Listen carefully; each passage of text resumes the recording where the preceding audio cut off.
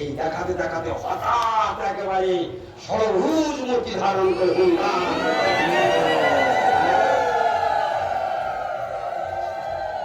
দেখুন কিভাবে উদ্ধার করছেন, নিজেকে দর্শন দিয়ে দিচ্ছেন। সারবচ্চার্যের মনের যত সংশয় ছিল, যত যা ছিল, সব চুরমার হয়ে গেল। তাই ভগবানকে সারবচ্চার্য জানলো না ভগবান কৃপা করে জানালো? এতক্ষণ ধরে অদ্বৈত আচার্যের মহিমা না করে আমি সারবচ্চার্য আর মহাপ্রভু নিয়ে পড়েছি। কারণটা কি? কে সারবচ্চার্যকে তার সম্বন্ধে জানালো? মন্দির থেকে শুরু করলো আর ষড়ভুজ মূর্তি পর্যন্ত উঠে দাঁড়ানো পর্যন্ত এতক্ষণ ধরে কে কৃপা করে যাচ্ছে? চেষ্টাটা কার? ভগবান। শুধু সারবচ্চার্য একটা কাজ করে যাচ্ছে, বোঝবার চেষ্টা করছে তিনি কে, ইনি কে, এনার পরিচয় কি, ইনি কোন জন হন, চেষ্টা করবার মানে বোঝবার জন্য চেষ্টা করছে। আর ভগবান কৃপা করছে, উনি বোঝবার চেষ্টা করছেন আর ইনি একের পর এক কৃপা করে করে যাচ্ছেন। দেখো দেখো দেখো দেখো আমি কে, আমি দেখো। এই করতে করতে করতে করতে একেবারে ষড়ভুজ মূর্তি যখন সাষ্টাঙ্গে পড়ে গেলেন সারবচ্চার্য।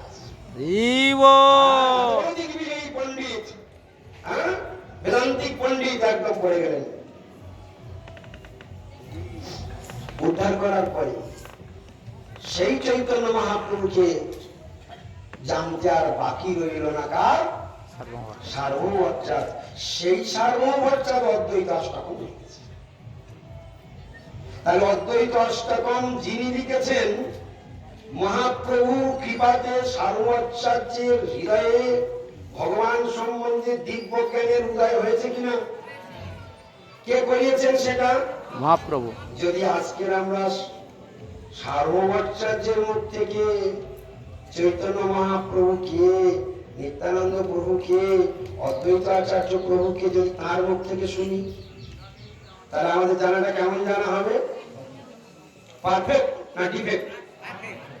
সবাই কি বলে? পারফেক্ট।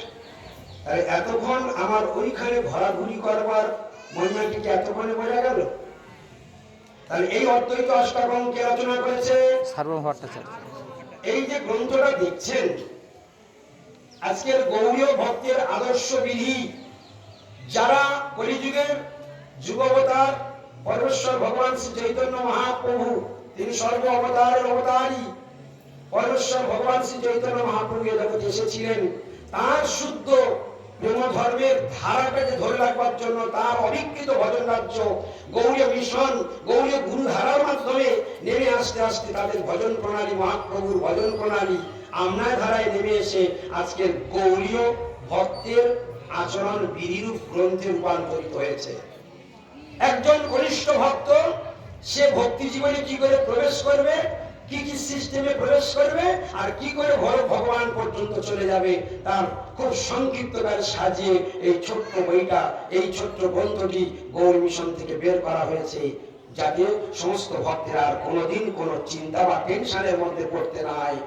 সারাদিনে ভোরবেলা কি কি কীর্তন করবে, ভগবানের কি কি শোনাবে, বেলা 8টা-9টার সময় ভগবানকে কি কীর্তন করে শোনাবে, দুপুরে ভগবানকে ভোগ লাগিয়ে কি কি কীর্তন করবে, তারপর কোন সময় জয় দেবে, কি বলে প্রণাম করবে, এই সবগুলো একের পর এক বোঝাতে বোঝাতে রাত্রি 10টা পর্যন্ত, ভোর 4টা থেকে ধরে রাত্রি 10টা পর্যন্ত সমস্ত টনিক পয়েন্ট টু পয়েন্ট সাজানো হয়েছে,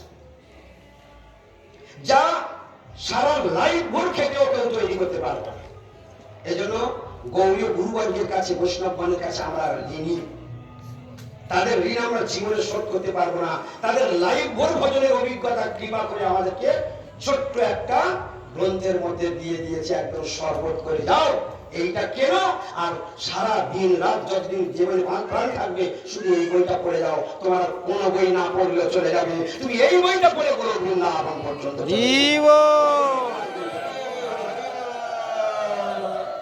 এই ঋণ টাকা দিয়ে শোধ করতে পারবেন?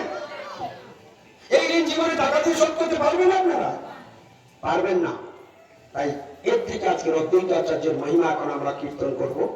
এখন আপনারা সবাই বলতে পারবে না এই বই কার কার কাছে আছে, এই গ্রন্থ যার যার কাছে আছে খুলুন, যার যার কাছে আছে কেন বানবে না, বাড়িতে থাকবে, কুলুঙ্গিতে থাকবে না, খবরদার অক্ষরে নামার টেনে যাবেন না। সব কত ভারী জিনিস মানুষ ঘুরে নিয়ে যায়, কষ্ট হবে না, কাঁধটা গনগন করবে তো, খবরদার বই আনবেন না। ওরা বাড়ি কুলুঙ্গি রেখে দেবে, তাতে যদি ঈদের গাড়ি কাটো অসুবিধা নেই।